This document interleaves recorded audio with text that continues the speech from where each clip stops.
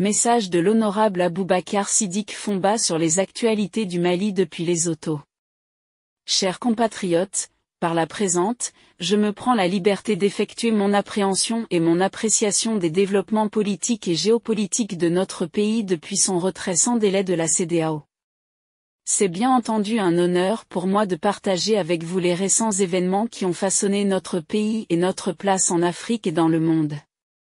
Mais avant, permettez-moi de faire un petit rappel des acquis de la transition qui sont entre autres l'organisation des Assises nationales de refondation dont les recommandations sont en exécution pour la bonne marche de la transition, l'élaboration et l'adoption d'une nouvelle constitution, pensée et rédigée par les Maliens, appelée Constitution de juillet 2023.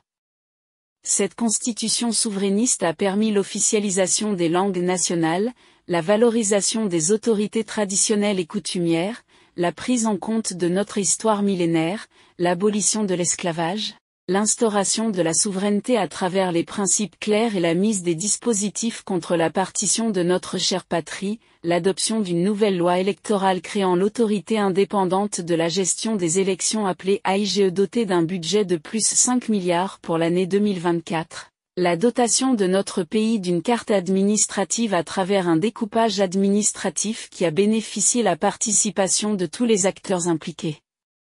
Le Mali compte aujourd'hui 819 communes, 156 cercles, 19 régions plus le district de Bamako.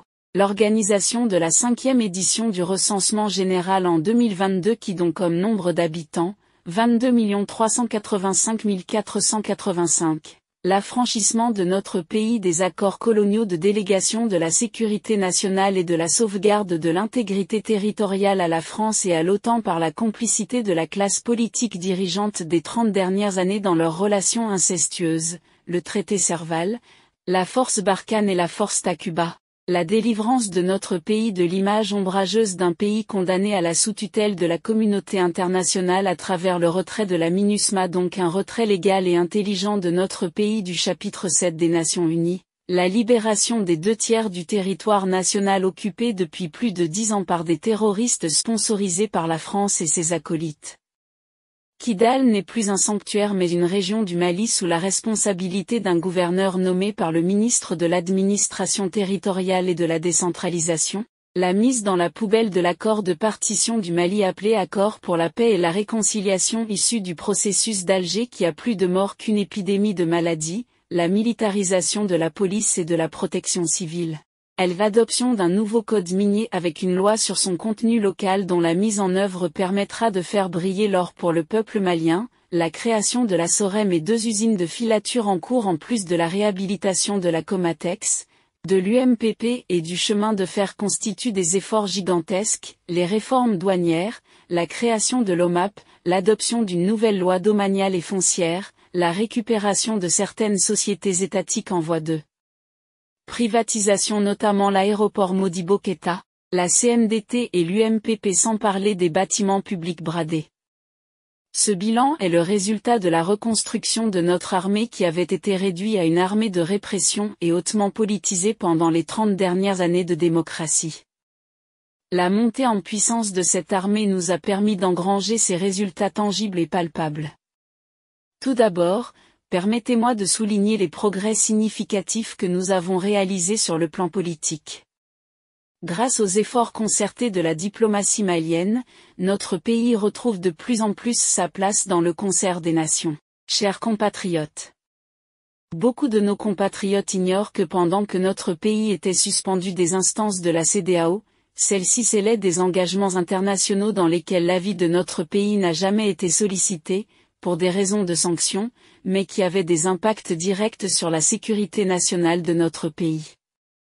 Au vu du rôle joué par les forces de l'OTAN dans la destruction de l'État libyen et de la déflagration du terrorisme dans le Sahel, en considérant l'échec irréfutable des forces internationales et de la communauté internationale dans la lutte contre le terrorisme au Sahel, il est difficile de cerner la rationalité de cette démarche de la CEDEAO consistant à établir un partenariat avec l'OTAN dans la lutte contre le terrorisme et le changement climatique.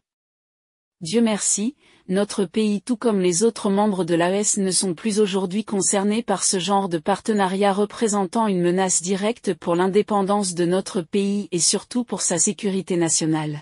Par ailleurs, le retrait de la CEDEAO nous a franchi des fléaux du fameux principe de subsidiarité de la CEDEAO importé de l'Union européenne. N'eût été le veto de la Fédération de la Russie, ce principe de la CEDEAO aurait permis au Conseil de sécurité des Nations Unies d'adopter des résolutions pour entériner les décisions illégales et illégitimes prises par la CEDEAO contre notre pays.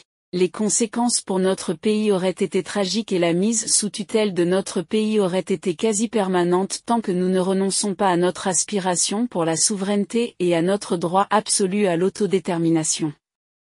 Sur le plan de la sécurité, il est aujourd'hui évident que le retrait des forces internationales a plutôt contribué à une accalmie de la situation sécuritaire du pays.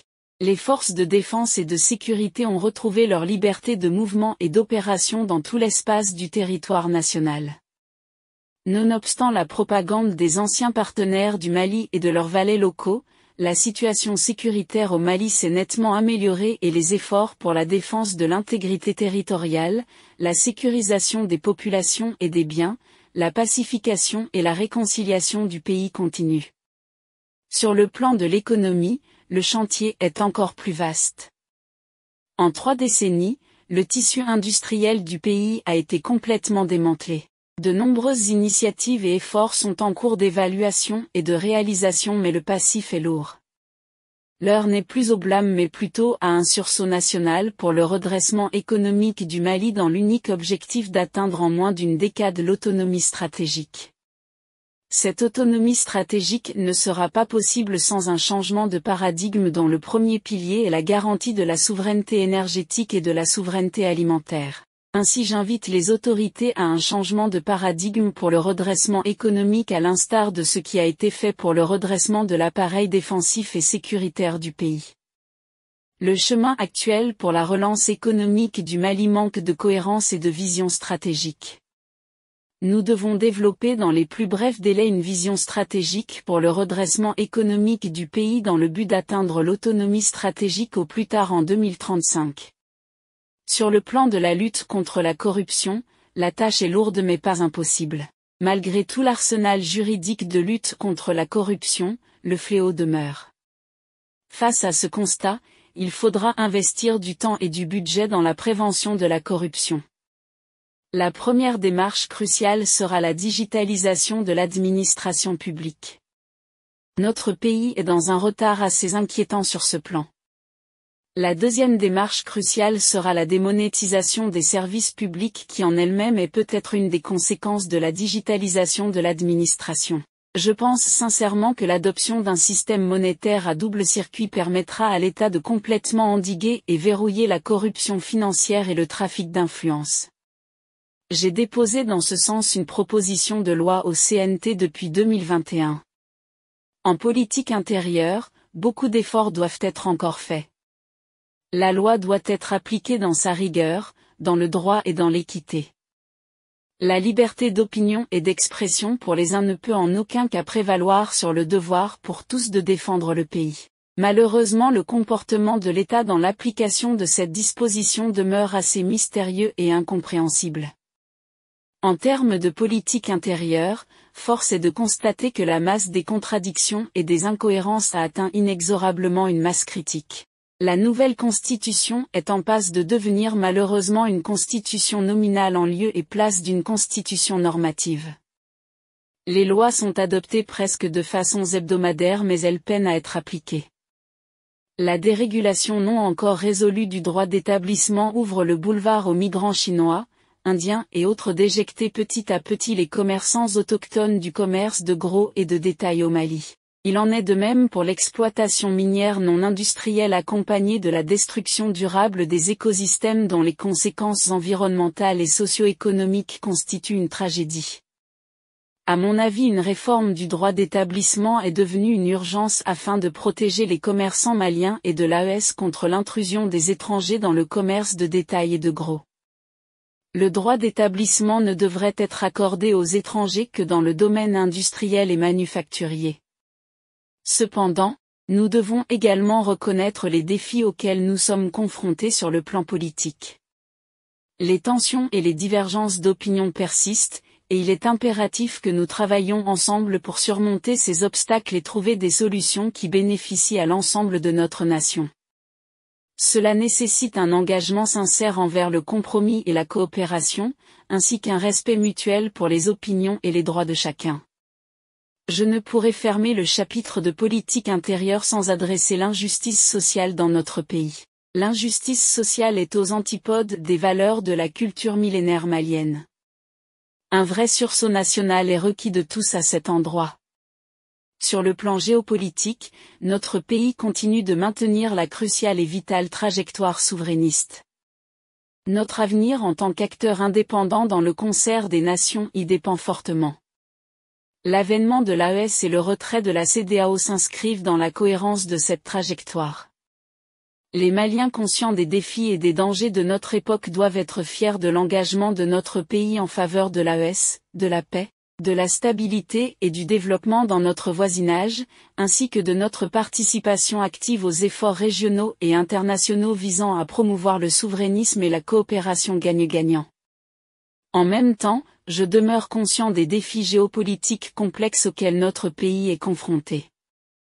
Les menaces à sa sécurité, les tensions régionales et les enjeux mondiaux exigent une action concertée et une vision à long terme pour protéger nos intérêts et préserver notre souveraineté. Les Maliens conscients des défis et des dangers de notre époque doivent être déterminés à défendre les intérêts nationaux du Mali tout en contribuant de manière constructive au bien-être de tous.